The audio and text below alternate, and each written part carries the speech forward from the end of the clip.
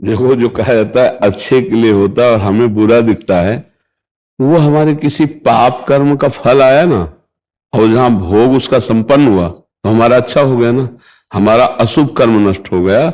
और निश्चित वो अच्छे के लिए होता है। जैसे हमें लगेगा कि बुरा हो गया। एक राजा शिकार खेलने गया, उसके साथ उसका मंत्री भी था और सैनिक भी थे। तो प्रत्यंचा बड़ी जोर की खींची और सावधान नहीं रहा, तो प्रत्यंता के झटके से उसका अंगूठा कट गया। उसने कहा, मंत्री अंगूठा कट गया। बोले, जो होता है बहुत अच्छा होता है, भगवान ने बहुत अच्छा किया। मेरा अंगूठा कट गया, तू कहता है भगवान ने बहुत अच्छा किया और अच्छा हुआ। बोले, उठा इसको जेल में बंद कर। बोले, ये भी अच्छा हुआ, भगवान ने बहुत अच्छा किया। पागल हो गया है, इसको मंत्री पद से हटा के जेल में डाल रहे, कह रहे ये भी भगवान ने बहुत अच्छा किया। अब वो राजा थे, औषधियों के द्वारा उनका वो अंगूठा ठीक हुआ, तो स्वभाववश फिर शिकार के लिए गए। तो शिकार के लिए इस बार मंत्री तो जेल में था, सैनिक उनके कुछ साथ थे, और बड़ी स्वतंत्रता होती थी जंगल में, क्योंकि राज्य अपना है शिकार खेलने में। तो सैनिक कुछ अस्त व्यस्त, और वो एक हिरण का पीछा करते हुए क्रॉस कर गए अपनी सीमा। तो दूसरी सीमा के राजा ने उनको बंदी बना लिया, और देवी के यहां उसको बलि देनी थी, नर बलि। तो कहा, राजा की बलि बहुत अच्छी रहेगी, क्योंकि समस्त मनुष्यों में श्रेष्ठ राजा होता है। और उनको बंदी बना के ले गए। जब वहां के आचार्य ने उनको स्नान करा करके जब पूरा देखा, बलि दी जाती थी सर्वांग की, तो अंगूठा में कटा का चिन्ह तो था ही जोड़ा हुआ।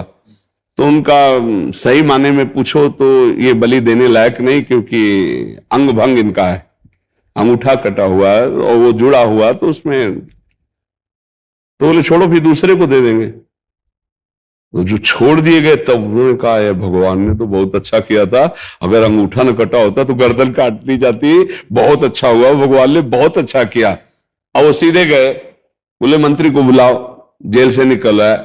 बोले, भाई एक बात तो तुम्हारी पास हो गई, मेरा अंगूठा कटा तो भगवान ने बहुत बढ़िया किया था। आपने कहा बहुत अच्छा हुआ भगवान ने किया, तो मेरा बहुत। बोले, कैसे?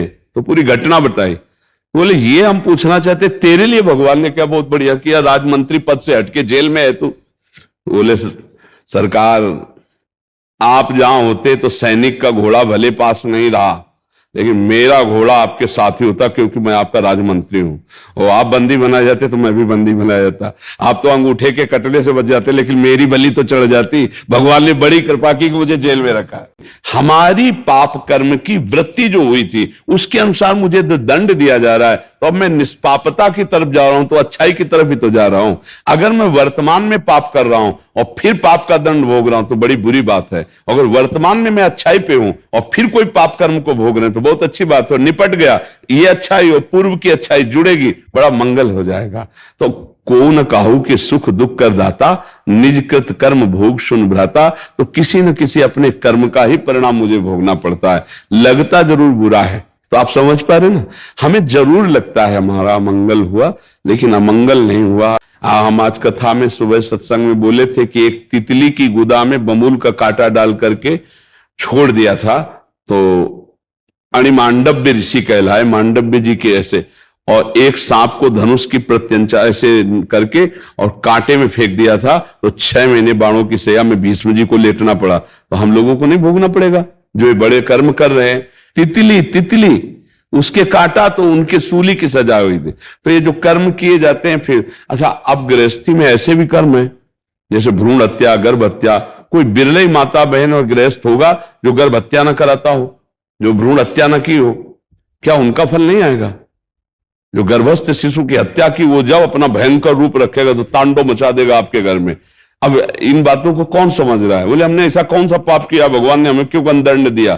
तो आप खुद निर्णायक बनो, जितनी याद है उसमें देखो कितने पाप किए आपने, क्या आपसे गलतियां हुई, क्या आपको दंड हुई। तभी कहा गया है कि भगवान की शरण में हो जाओ, और जो तुम्हें प्रारब्ध के अनुसार दंड मिल रहा है उसे भोग लो। राधा राधा राधा, तो आगे फसल बढ़िया हो जाएगी। पिछली फसल जो हमने बोई वो तो हमें काटनी पड़ेगी, अगली फसल हमारी अच्छी हो जाए, इसलिए राधा राधा राधा।